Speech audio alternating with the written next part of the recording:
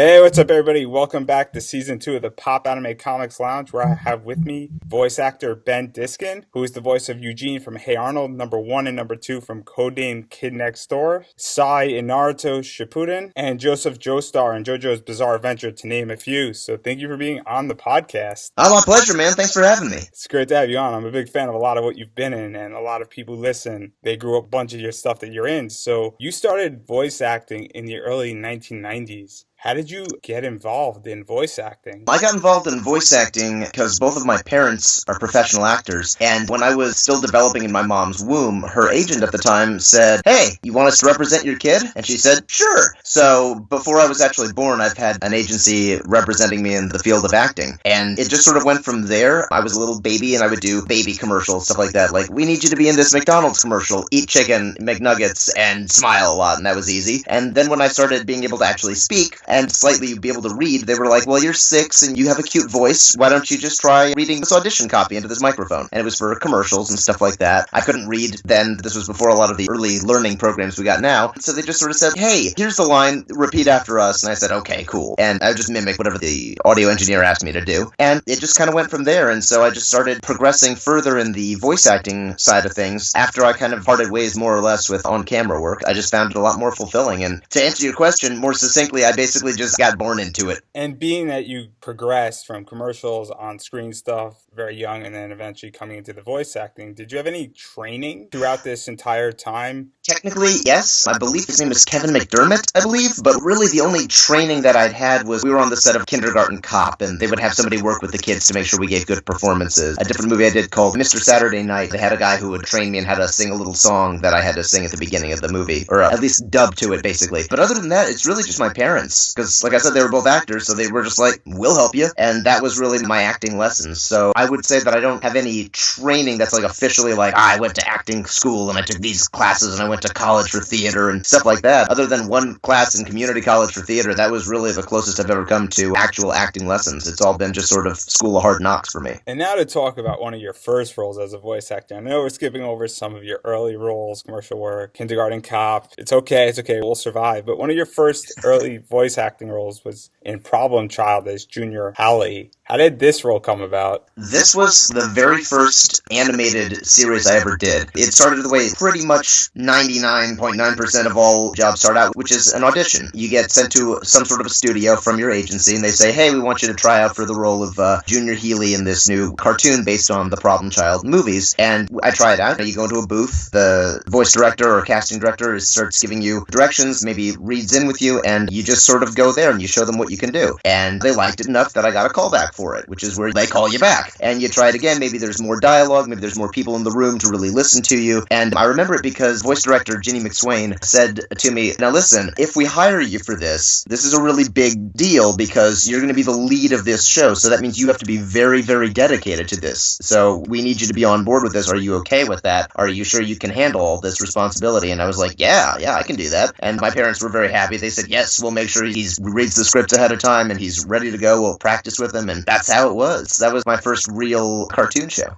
And now Junior was around your age at the time that you got this role. Did that Yes. make it easier to get into his character, considering that he was kind of experiencing what you were experiencing, at least in that age range? Yeah, we were in the same age range. That was about all we had in common. I was the good kid in class, so I didn't mesh with a lot of the things that he would do, to the point where it drove Ginny McSwain nuts. There was some scene, I don't remember what the actual line was, but it was something like, "I'm so mad I could explode." It was something like that. And I would read it like this, "I'm so mad I could explode." And Ginny McSwain is like, No, Ben, you sound happy when you say that. I need you to sound mad, like, "Grr, say it again." "Okay, I'm so mad I could explode." And she's like, no, you gotta sound angry, Ben, angry. You gotta get mad. Come on, get mad. And it just kept progressively getting worse, where she was getting angrier and angrier, trying to get me pissed off. And my parents are behind her, just trying not to laugh their ass off as she's turning like beet red in the face, trying to get this super innocent, nice kid to show a side of himself that he's not used to. And then finally she goes, "Ben, hasn't anybody ever made you mad? Hasn't anybody ever driven you crazy? say? And I'm like, well, actually, everybody's pretty nice to me. And she just like head planted into the desk. So no, being in his age range didn't really help. And given that you're playing such a different character, what was that like? Did you find that frustrating or fun or experimental? And how did that affect you outside of voice acting? I had fun doing the whole thing, because to me it's all playing, so it didn't really necessarily affect me in a really profound way, but Problem Child was interesting for me because this was that aha moment in my career when I went, oh, I think I want to do voiceover specifically full-time. I want that to be my acting career. Because when I was a little kid, I was maybe about 8 years old, and I did a film with Arnold Schwarzenegger called Kindergarten Cop. I was one of the little kids in the classroom. Not a huge role, and it got even edited down even further in the final cut, and I made the very, very foolish mistake, because when you're a kid, you say stupid things, of telling fellow kids on the playground at my elementary school that I'm in this movie with Arnold Schwarzenegger, because I thought it was really cool, and apparently so did they. So I wound up having this really weird following of kids who would follow me around the playground, pointing at me, yelling, Kindergarten Cop,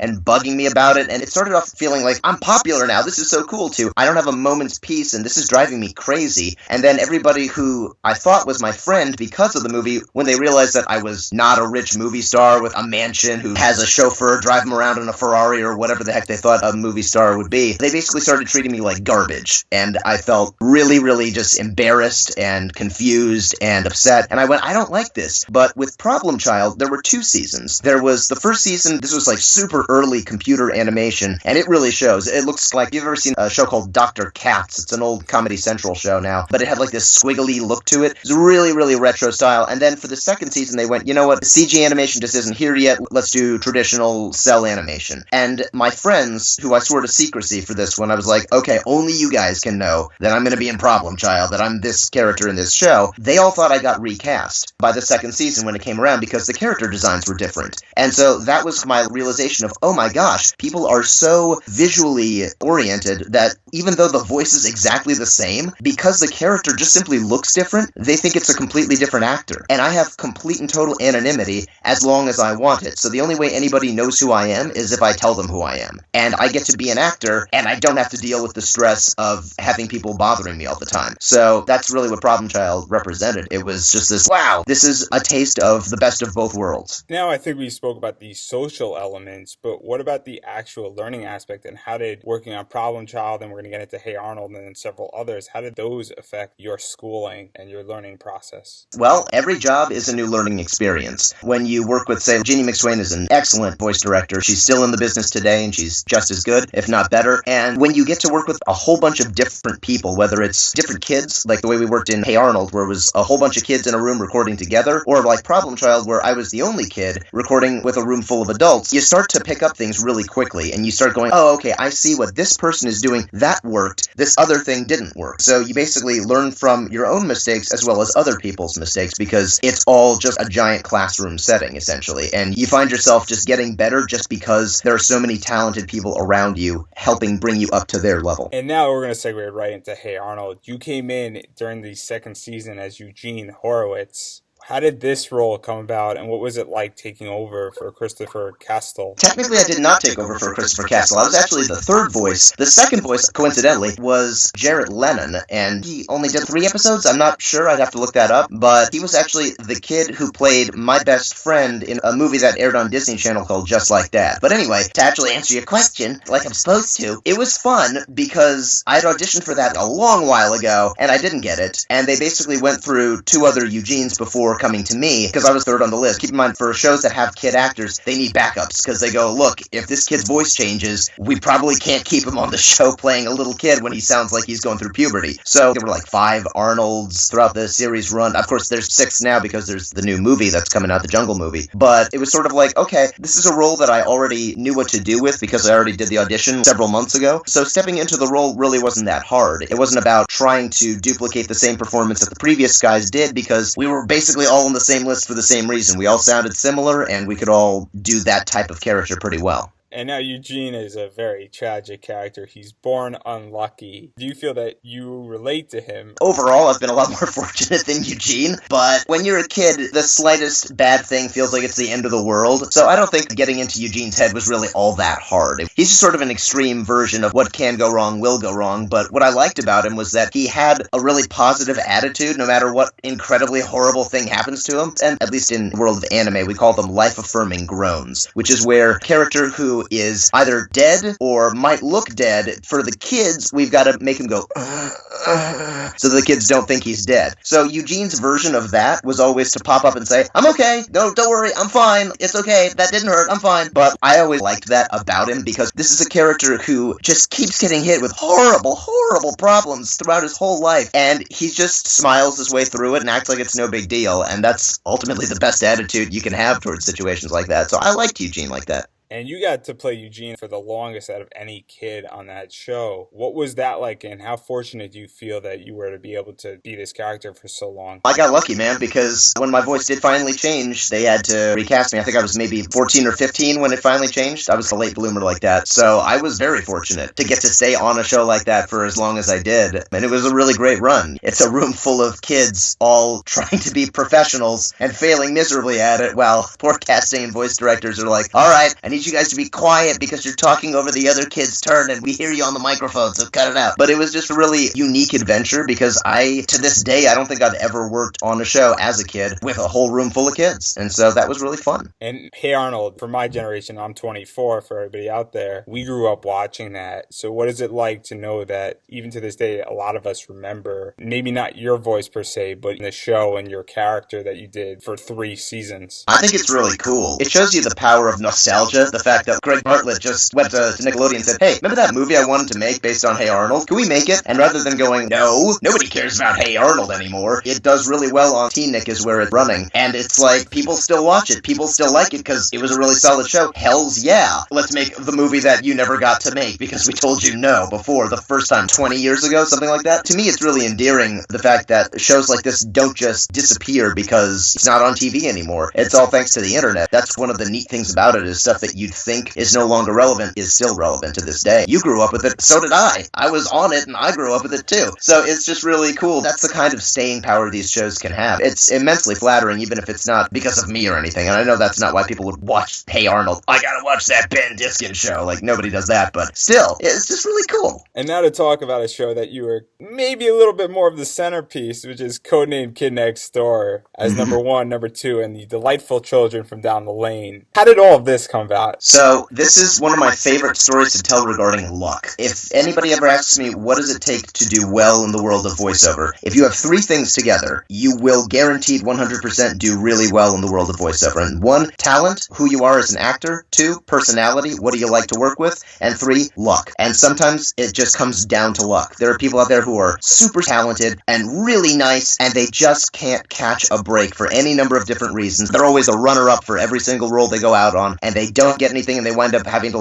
move back home in defeat to some other state and just give up. So Codename Kids Next Door started off just a pilot that Tom Warburton was going to make. I believe it was either the 2nd or the 3rd Cartoon Network's big pick, where they said, okay, we're going to get a bunch of pilots, have them made, and then let viewers vote on them on which one they want to see turned into an actual series. So when I went out to audition for this, I tried out for 2 roles. I tried out for number 4 and for number 2. Tom Warburton originally wanted a friend of his, Sue Rose, who was also the voice of Angela Anaconda. She was originally going to be his top choice for the role of number 2. And the only reason I even auditioned for number 2 at all was because Colette Sunderman said, listen, I know you want your friend Sue to play this, but just in case, let's put this role out to audition to, just to see if there's anybody else out there that you like. And so if she hadn't have done that, I would have never been on the show, period. Because I would have only auditioned for number 4, and I wouldn't have gotten it, and that would have been the end of it. But I tried out for number 2, and Tom, apparently, he told me this later, he looked over at Colette and said, oh man, I'm gonna have to tell my friend Sue Rose that she's not playing this role. I found somebody I like better. And so that's how I got that gig. So for number 1, originally it was going to be Tom Kenny, because both Toms, Tom Warburton and Tom Kenny, they'd worked together on a short called Kenny and the Chimp, and Tom Kenny's an amazing voice actor. He's a really great person. No duh would anybody want to work with him. He's terrific. And so Tom wanted him to be number one, but he listened to it over and over and he was just like, I'm just not really feeling this. And so instead, they wound up hiring for the pilot a real kid. I believe he was maybe 12 at the time. He wasn't British, but his mother was, and so because of that, he'd heard this British accent his whole life and he could do it flawlessly. So we recorded the whole pilot and everything sounded really great. He was number one, I was number two, D was four, Cree was five, etc. And we laid this thing out. So there are things we call the pickups, which is where something either just didn't really work and they want to change a line, or they didn't like a performance and they just want to re-record the performance. And so they have the kid come back in. Meanwhile, between the time for pickups and the time from the original recording, his voice had changed. So he no longer sounded like a little boy anymore. He sounded like an adolescent, and it just didn't work, and they couldn't get it to work. So Tom was like, I have to recast number one again. So he held auditions for it. Had a bunch of people come in. He didn't like any of them. So then Colette, again, this is that luck factor, said, well, why don't you have Dee and Ben audition for it, since they're already in the pilot anyway, see what they can do. So we came in, we auditioned for it, and he was like, you know what? That's the voice right there. I'm going to have Ben also play number one. I went in, redid all his lines, and they put it all together, and it aired like that as the pilot for, I believe it was called No Pee in the Ool for Cartoon Network's Big Pick.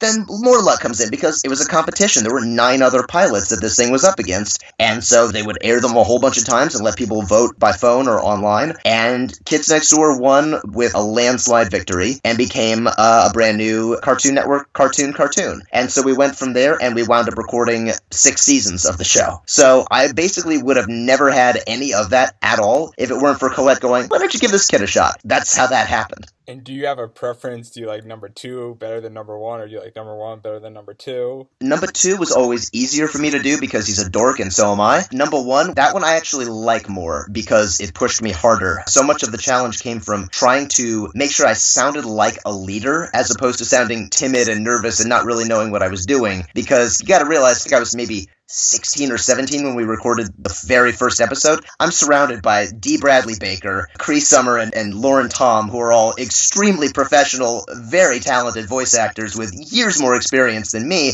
and I had to basically be the boss of them and be commanding in this room, and that was really hard for me to break out of that shell of I'm the quiet, nervous kid who doesn't say anything to anybody ever. And so I appreciate what the role of number 1 did for me as an actor and just as a person to just get me more used to talking to people. This interview probably wouldn't exist if it weren't for number 1. I'd probably still be a super duper ultra shy guy and not able to speak to strangers. And so being that you were 16, 17 at the time, and you're with all these adults, what did you pick up from all of these professionals that really helped you later in your career? From Cree, I picked up my very dirty mind. She corrupted me extremely quickly. I love her to death, and she's like one of the most foul-mouthed people I know, and I love it. Hysterical, all the terrible jokes she made. From Lauren, I just really respected Lauren because this was also when Futurama was going around, and that was a big deal. And I was like, oh my gosh, it's Amy Wong, that's so cool. And from Dee, I actually learned what I call baking a script because his last name is Baker. Ha, get it? Baker. Anyway, the way the scripts were sent to us for this show was rather than just getting a movie-style script with like the direction of what's happening and then the character's line, they just give you the lines. So you'll get a whole bunch of lines that just say like, ah, oh, whoa, and that's all it says. And so then they also send you these gigantic, super thick storyboards that they would mail to you, because again, this was before PDFs and email were really such a thing. And so you'd get this package in the mail, and that was the entire episode in storyboard format. So what Dee would do is he would sit at home and go through the storyboard and then mark up, or as I like to call it, baking, a script, and write down exactly what each one of those noises were. So when it came time for him to record, he already knew what to do with all the dialogue. And I was like, oh, that's really smart. I should do that. Because instead I was just looking through the pictures going,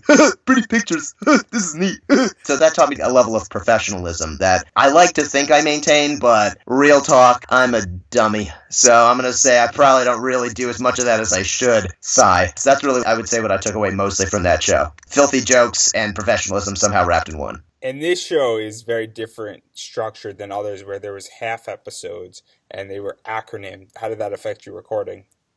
The sessions were 4 hours long, so for the first 2 hours we would do the first 11-minute episode, and then for the second 2 hours we'd do the second 11-minute episode. So if you watched, say, a 30-minute episode of Codename Kids Next Door, you'd see like the first one, and then there would be a commercial break, and then you'd see the second one. And so basically if you saw that, that's how we recorded it usually. It was like first episode, second episode, and we just go like that. And now to get away from the wonderful world of Codename Kid Next Door, to dive into your first dubbing role, which is Blood Plus. What was this like going from the cartoon world into anime and dubbing? So I have been a fan of anime since the original Ocean's dub of Dragon Ball Z that was airing on, not public access, but like one of the Saturday morning networks that never ran cartoons. For me, it was KCAL 9 as opposed to Fox Kids or Kids WB. And there was this show, and I was like, you guys, there's this show. It's on at like 6:30 in the morning before the other stuff starts on like Fox. You guys have to watch this. It's so amazing. And all my friends were like, what? What are you talking about? Like, no, trust me. It's called Dragon Balls or something like that. Everybody spelled shit with like a Z. It was the 90s. Extreme. Stuff like that. So I was like, oh my gosh, this is so cool. And I loved that show. And I remember going, I want to be on this show. Like, I didn't get that it was recorded in Canada, but I was like, this is the coolest shit I've ever seen in my life. And I really like this. Because my very, very first anime was Sailor Moon. And I remember watching that going like, I don't really get it, but for some reason, I can't explain. My pants get tight every time I watch them do the transformation stuff. So I'm just a filthy, filthy person. Again, thank you, Cree. Anyway, so to me, anime was something that I had always been part of my life, and I really wanted to do it, but I had no clue how to get into it, and I only had auditions come to me through my agency. So for some reason, they decided to do this show, and they submitted it through agencies. And I remember it said on the side, listen, this doesn't pay very well. This is a really low budget thing because it's dubbing. It's under the dubbing contract, which does not pay very well. So if you don't want to do this, you don't have to. And I was just like, I don't care. Oh my god, Animu, yes. And so I sent in an audition for this show, and I wound up booking the role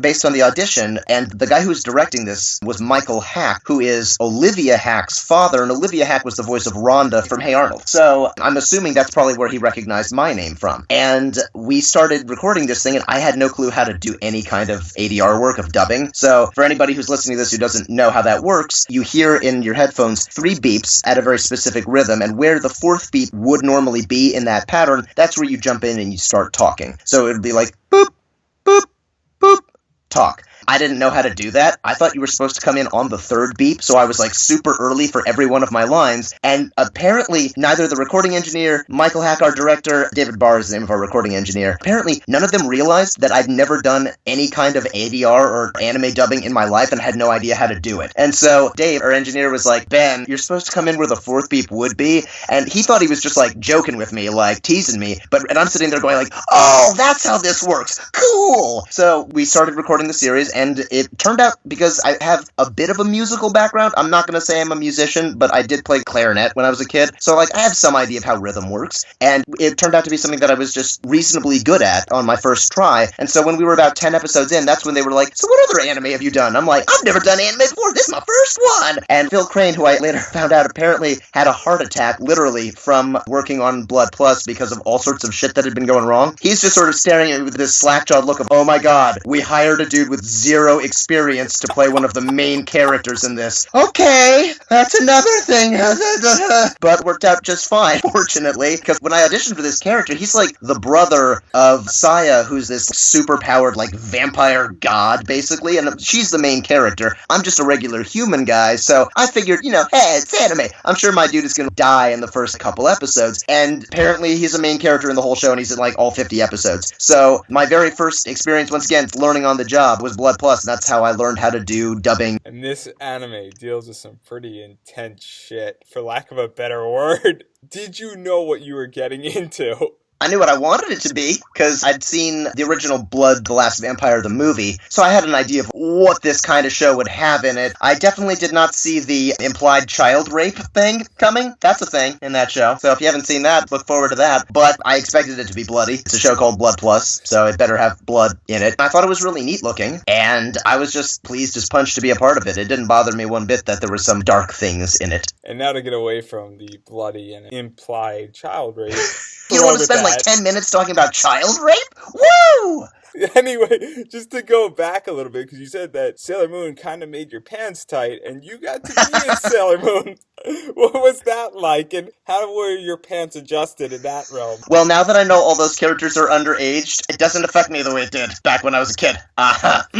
So, yeah, no, for me it's just Gurio on the Viz dub of Sailor Moon. It's just fun. The interesting thing about the new dub of Sailor Moon is the original creator of Sailor Moon has a very big say in who gets to play what roles. Like, she is really involved heavily in that process to make sure that it's a very, very faithful dub, which unfortunately the 90s one just couldn't be. The time it was produced really wouldn't let you get away with a lot of stuff, so you had the obvious lesbian couple, Sailor Scouts, who they're like cousins, that's all, they're not romantically interested, but in ours it's like, okay, we can just lay stuff out exactly the way it's supposed to be. But Umino is one of the characters that for some reason they just let me say weird crap through him and it comes out, and so now there's a bunch of random memes that I got to inject into the show. I think at one point I deliberately botched saying the Konami code from Contra. I threw in an over 9,000 joke, and they kept it in there, and I'm like, that's cool. So it's fun to be in the redub, I should say, of Sailor Moon, even though that's like what I grew up with. And given that you got to do it in the Viz dub of Sailor Moon as well, and then you get to do it in Crystal, how do you feel that really benefits the fans, that they get to hear kind of the same voice in both of these dubs and how they're being re-released? It actually really helps with the branding because it keeps everything the same, so that people don't feel like have to like adjust to like a new Sailor Moon and a new Sailor Mars and a new Sailor Venus and a new Sailor Mercury because, oh, now it's Crystal, so completely different. I like the fact that it's really more the acting performance that changes from the 90s redub to Crystal, just because it's kind of like, okay,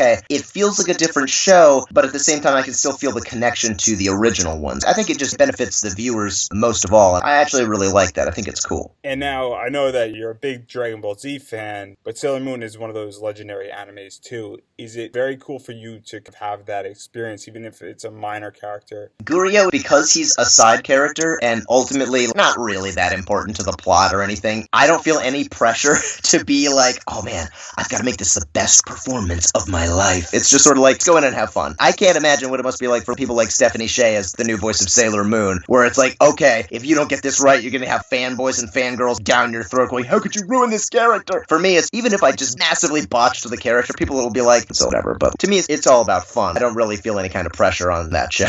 And you are Sai from Naruto Shippuden. Yes, also known as not Sasuke. Not Sasuke. That's a good one.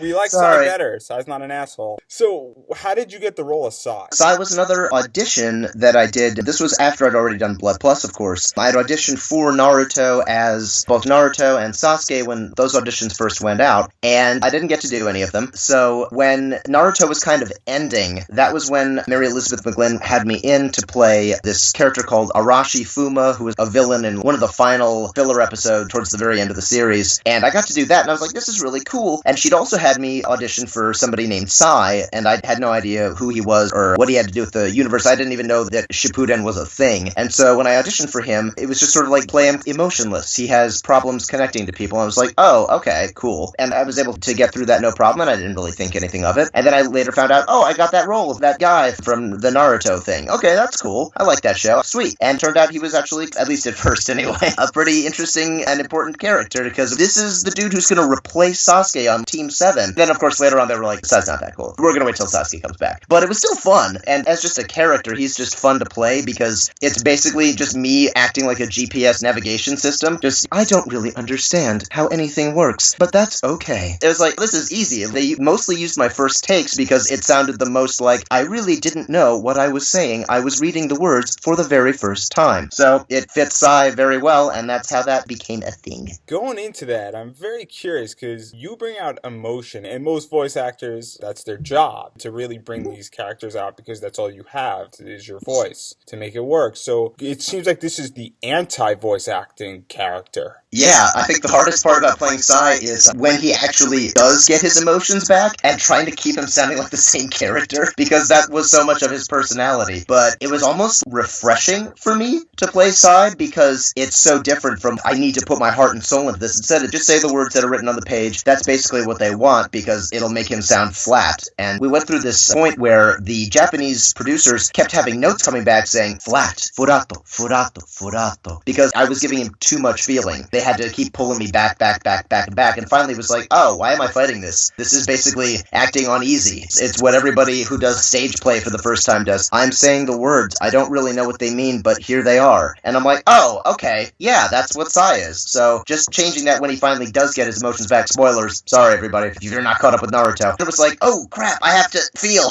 Shit. Hey. No, that's too much. Hey. Close. Fine. That's kind of what Sai was like. And you also got to be part of the last Naruto movie. What was that experience like, and how do you feel about Ino?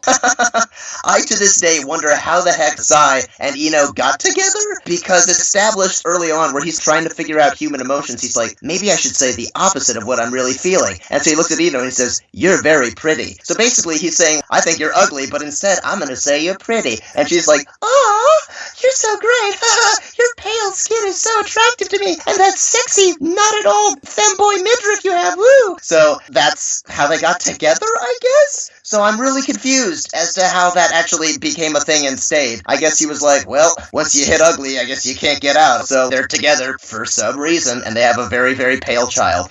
And also with Naruto, you were in several of the video games. What was that like, and what is it like to be in a video game versus an anime? The main difference is that for the video games, there is a timing issue where the original voice actor in Japan recorded this line, and it took him a total of 3.2 seconds to get through. So we need you to say the line in the same amount of time or a little bit less. It can't be a ton less, otherwise it screws up the timing, and it definitely can't go over. So that's really the only timing thing you have to worry about. Otherwise, it's basically like prelay, which is like original animation, where it's just you and you're not doing anything to picture. So the video games are just easier from, I would say, a timing standpoint, because you're a little bit more free to just act and not worry about hitting specific timing moments. But it's basically the same characters, and for a lot of those games, they're really just following the story of both the anime/manga anyway, so a lot of it was like, we already recorded this for the anime. I remember that. Time to just do it again for the video game. So that's basically what those were like. And now Naruto is huge, and Sai's a very interesting character. Do you have a favorite moment on Naruto? As Sai, it's gotta be the part where Sai asks Naruto if he has testicles or not. The funny thing is, most people would be like, that's an insult, but from Tai, he's really just trying to figure out, so, are you male or female? Because I can't really tell. So, I find that deeply amusing. It's him asking whether he's a boy or a girl,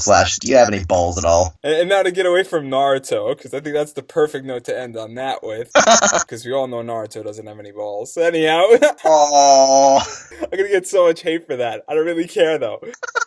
We love Naruto in my apartment. Anyhow, to get away from Naruto and to talk about Digimon Fusion, where you were Shadowmon and Omi Shadowmon, which were some of the main Digimon for this series. What was that role like, not playing a human, but also still having a major voice? So Digimon was one of these series that was on when I was basically a teenager. I'm talking about the very first one, which was Digimon Digital Monsters on Fox Kids. And I remember, I'm going to give this a shot, and I watched a few episodes. One of them had Patamon and TK bouncing up and down in what is essentially like a giant bouncy castle that's supposed to be like a Digimon nursery, giggling and laughing and hugging each other. And I was just like, okay, I'm out. This is some garbage. I can't watch this piece of shit. I'm done with this. I'm done with anime for kids. I'm an adult, man. I'm cool. I don't need this crap. And then a friend of mine from the internet was like, no, dude, you should watch this show again because it got a lot better. We're in the third season, essentially. The characters all went to the real world and shit just got real. And I'm like, what? So I started watching that and I was like, oh my gosh, I really like this. This actually became a damn good show. Holy cow. So I became a Digimon fan from that point out. I somehow made it through Digimon 02, which was just dreadful. Then Digimon Tamers came out and that was badass. That was the third series and I was like, this is freaking incredible. Even with a lot of the stuff they did to like make it children friendly and all that, I was like, I'm cool with this. Frontier came out, I was like, this is okay, but it's kind of forgettable. The fifth season came out, that one was alright, it had some issues, but I mostly liked it, and then I got to try out for Shoutmon for Digimon Fusion, and I was like, oh my god, I would love to be a part of this show, because I love this series so much. And if I can be honest with you, I was a total douche on the set of Digimon Fusion, because I knew so goddamn much about Digimon, that every single mistake that they made while dubbing this show, I was the first to be like, that's wrong, we need to fix this. No, Dorulumon is not a lion, he's not feline, he's actually supposed to be part drill, part wolf. Doruru. like drill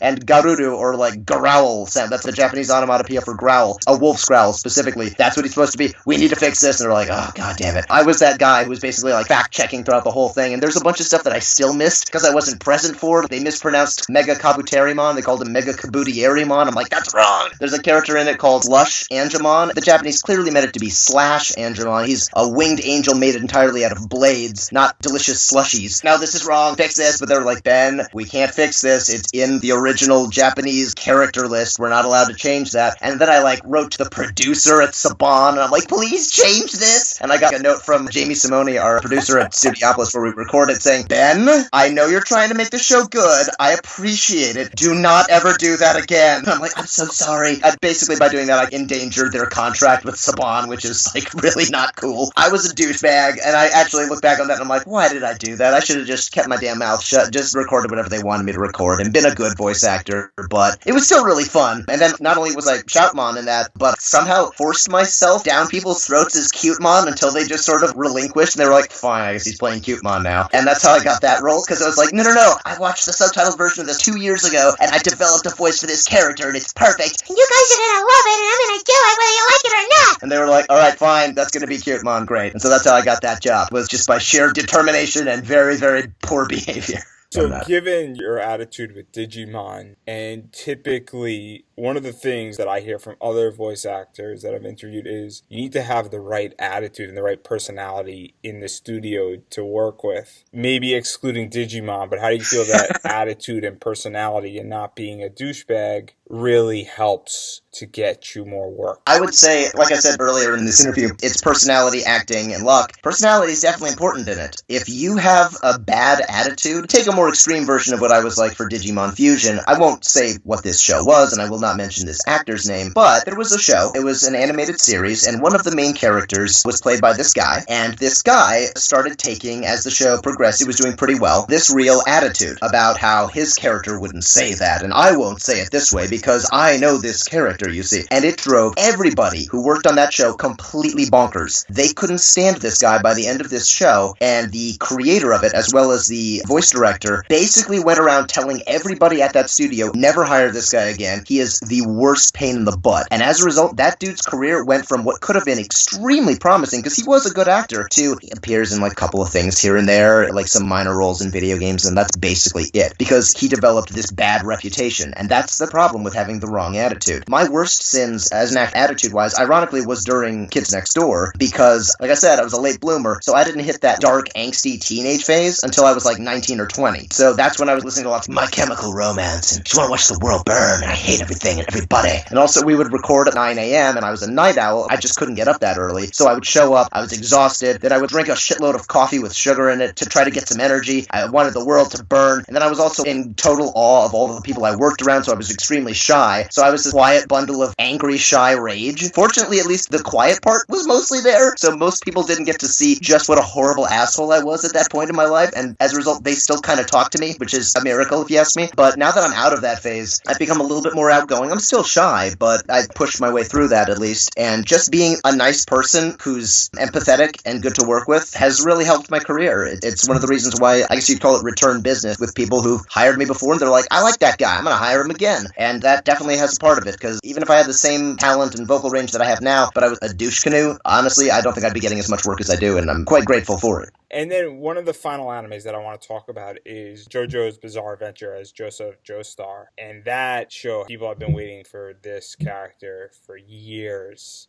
if not decades. How did you get this role? 99.9% of the time it's just an audition, but this one was a little different. They didn't just hand me the role, but what they did do was they had me send in several auditions back and forth with minor adjustments each time to show them what it would sound like. So we had one where it was no accent, one where it had a British accent, one where it had more of a Cockney accent, and they kept playing with it to see if they got exactly what they wanted, and then I just basically got an email saying, okay, we want you to play Joseph Joestar for JoJo's Bizarre Adventure. And recording that show was just a massive whirlwind we recorded that thing fast. There were multiple sessions where we would spend at least 2 or 3 days in a row of like a 9 a.m. to 1 p.m. session, and then an hour for lunch, and then another 2 p.m. to 6 p.m. session. And we just cooked it to get through part 2 as quickly as we did. And it was really exciting and just a ton of work just blasting me in the face, but it was really rewarding because I felt despite how fast we did it, it turned out pretty darn well.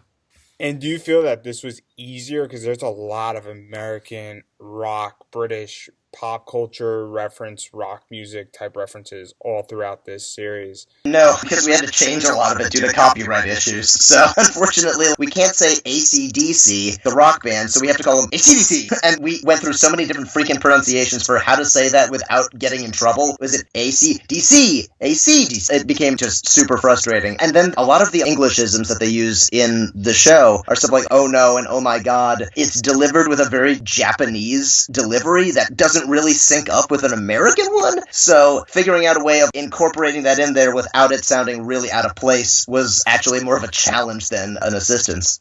JoJo's Bizarre Adventure had a lot of people involved in that, a lot of great talent, and I know that you don't act directly with them throughout the entire process, but knowing who was on that cast and knowing what it was based off of nonetheless, and knowing that fans were kind of expecting it, did that really add any pressure to you going into the booth? I have a friend, her name is Kira Buckland, she's a fellow voice actor, and she is one of the biggest JoJo's fans on the planet, and there's a lot of things that I think we left out that I really wish we put in, because I feel like there's just so much stuff that could have been there, but we just didn't have the time. So things like that I didn't realize were super important. There's the vampire noise, which is a very specific sound, which is ri, and none of the characters do that in ours. So it's a big deal in the Japanese version, and we don't have it in ours, and it's kind of like, oh, if I'd known, I would have said something, and we could have put that in there. But to answer your question, I mostly feel pressure from Kira to get it done right. But overall, I think for what this was and how it was put together, I think we did a pretty darn good job, all things considered. For instance, I know that they're doing part 3 right now, but I don't think they're doing it with accents. So my character is going to go from having a British accent in part 2 to just a standard American accent in part 3. And I guess you could be like, well, he's been living in America longer, so maybe he's kind of wore off and it went away. I don't really know if that's how accents work exactly, but okay, because some people really liked the fact that we went for every character from these different nationalities needs to sound like it idea to a lot of people didn't like it. Viz is taking over for this, and I think they're really just trying to separate themselves from what we did to kind of make it feel like fresh start for the series. So I feel pressure, but I think all things considered, it turned out pretty darn well. And do you have a favorite moment that took place in JoJo's Bizarre Adventure? Tequila!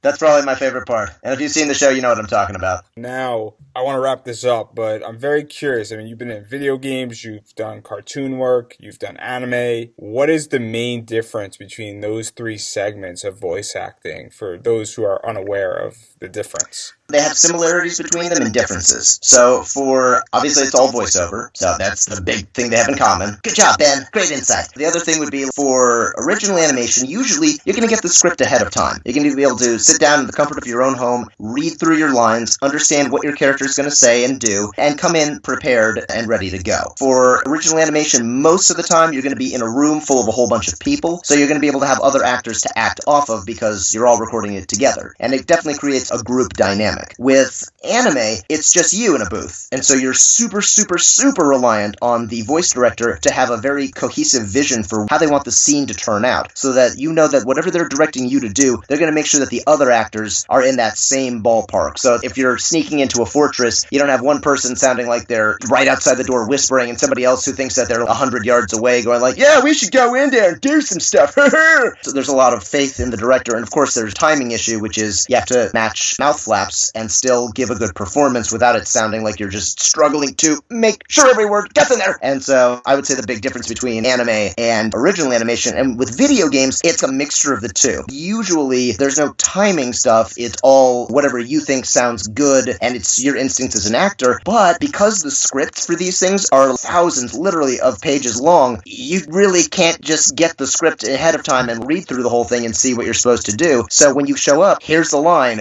go. And so you have to be able to basically sight read. It's the equivalent of that for voiceover. So it's just, okay, I get to act, I don't have to worry about mouth flaps, but man, I really need to see the line and just know what to do with it and give it to them so that they get it 1 or 2 takes and we can move on because time is money and we gotta go. So video games, I would say, are like kind of like the halfway point between original animation and dubbing. And that's, I would say, the biggest difference / similarity between all of them. And final question is that you've been voice acting, you've had a 20 plus year career. I'm very curious what advice you have for people who want to get into voice acting. Make sure that you are an actor. And what I mean by that is not, do you have acting talent? What I mean by that is, make sure it's really something that you have a strong desire to do. This needs to be the thing that you want to do above everything else. Because most people will tell you, if you can do something besides acting, do that instead. It is one of the most brutal industries to get involved with. There are so many people out there who have immense skill, who are wonderful people, who cannot get work to save their soul. And it's expensive to live out in a place like Los Angeles to try to make it as an actor. It's really rough. But if you are an actor, meaning who you are deep on the inside, you would just have this never-ending urge to entertain people, to perform, and this is really something that you want to do, that's when you should actually start considering this. Because even if you're not a good actor, you can take lessons and get better, and everybody improves with time and effort, so that's not the issue. It's just make sure this is really something you're serious about, because it's not a career where it's like, I can just record from my closet at home and I can make money at home. It's like a get-rich-quick scheme. It's like, no, the real acting industry for voiceover is remarkably different from that, and you really need to make sure that this is what you want to do, so that when you make this giant life-changing decision of packing your bags and moving out to someplace like California or New York or Texas or wherever and starting from scratch, you have a plan, you have incentive, and you have your own personal drive pushing you forward. That's the best advice I can give, is make sure this is something you really want. And then finally, after all this time that we've been speaking, do you have anything you'd like to promote? Facebook, website, Twitter. On Twitter, I'm at Benjamin Disken. Not at Ben Disken. That somebody else got it to me, and they haven't even posted in like 2 years or so. I'm also on Facebook, which is facebook.com/Ben Disken official. But honestly, I'm a lot more active on Twitter, so really following me there is just better for your health. And I don't have a website, so don't bother looking for one. It doesn't exist yet. And I'm going to be at SabotenCon in Phoenix, Arizona this September. I believe it's Labor Day weekend, so come on out and see me at that if you're available. That's September 27th. I should say, just in case anybody's listening to this like years later and they're like, oh my god, it's about time. And so that's where you can find me on the interwebs. Hey, what's up, everybody? Thank you again for listening to this week's episode of the podcast. And as always, you can find us on SoundCloud, iTunes, and Stitcher Radio, and anywhere else where you listen to your podcasts.